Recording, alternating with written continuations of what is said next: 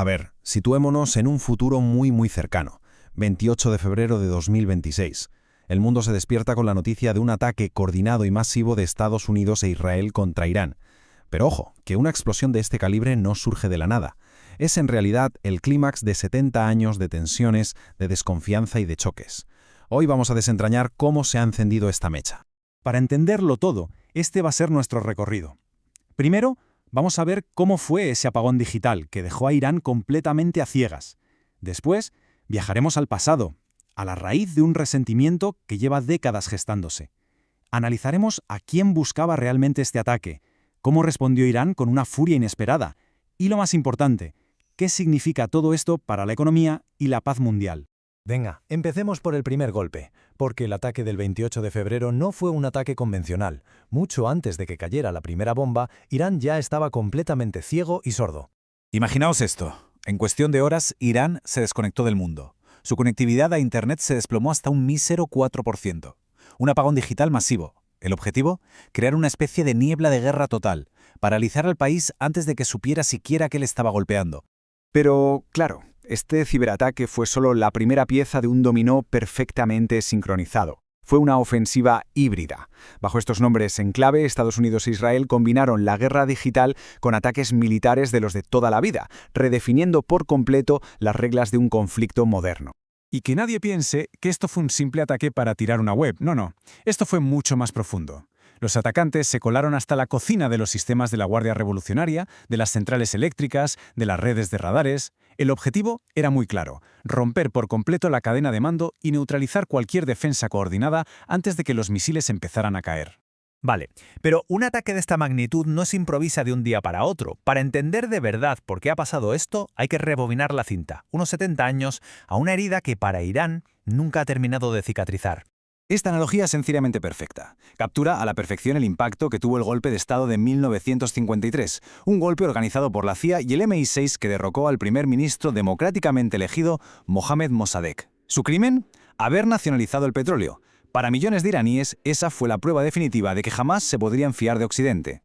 Y es que ese golpe del 53 fue la primera ficha de un dominó que no ha parado de caer. La revolución del 79 fue una consecuencia directa. Luego vino el embargo del 95 que ahogó su economía.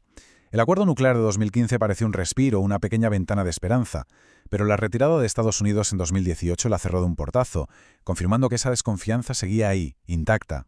Bueno, pues con todo ese contexto volvamos al ataque de 2026. Como decía, no fue un bombardeo al azar, tenía un objetivo muy específico, casi quirúrgico y sobre todo brutal: cortar la cabeza del régimen. El objetivo era ni más ni menos descabezar a la cúpula de la República Islámica. Las informaciones de inteligencia apuntan a que los ataques buscaron neutralizar al líder supremo Ali Khamenei, cuyo estado ahora mismo es incierto. Y sí parece que lograran abatir a figuras clave como Ali Shamkhani, del Consejo de Defensa, o a Mohammad Pakpur, el comandante de la Guardia Revolucionaria. La estrategia era crear un vacío de poder absoluto. Pero no solo iban a por los líderes. El objetivo que se hizo público, el que se declaró al mundo, era desmantelar de raíz el programa nuclear y de misiles de Irán. La meta era eliminar lo que Israel y Estados Unidos consideran una amenaza existencial para ellos y para sus aliados en la zona. A pesar de la brutalidad y la sorpresa del ataque, Irán no se quedó de brazos cruzados. La respuesta fue inmediata, fue contundente y se extendió como la pólvora por todo Oriente Medio. La respuesta de Irán fue una auténtica tormenta de fuego. Hablamos de unos 35 misiles balísticos lloviendo sobre Israel. Y casi al mismo tiempo, 14 bases de Estados Unidos en 10 países distintos eran atacadas. Además, su red de milicias aliadas, lo que llaman el eje de la resistencia, se activó desde Irak hasta el Líbano. Una demostración de fuerza a una escala que no habíamos visto nunca. Y aquí viene la gran sorpresa, la que dejó a los analistas occidentales con la boca abierta.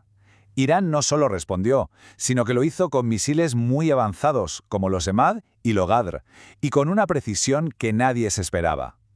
Esto dejó en evidencia la inteligencia estadounidense y demostró algo crucial. A pesar del primer golpe devastador, la capacidad de Irán para devolverlo seguía prácticamente intacta.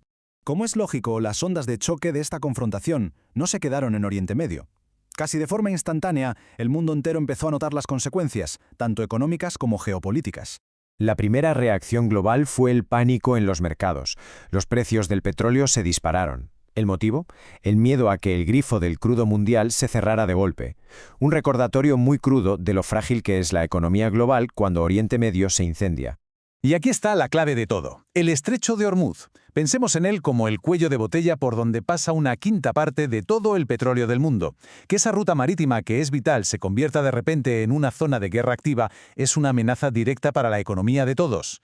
A partir de este punto, los analistas ven dos caminos muy claros. El primero, digamos el optimista. Un conflicto corto, de unos pocos días, que se contiene y cuyo impacto económico es limitado. Pero el segundo es mucho más oscuro.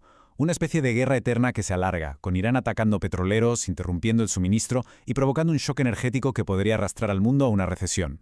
Y esa, claro, es la gran pregunta que queda en el aire. Con ataques que se extienden por 10 países y con amenazas de aniquilación total, el mundo entero contiene la respiración. Estamos en el filo de la navaja, entre un conflicto contenido o una guerra que podría llevarnos a todos por delante. Sea como sea, las primeras páginas de esta nueva y peligrosa historia ya están escritas con fuego.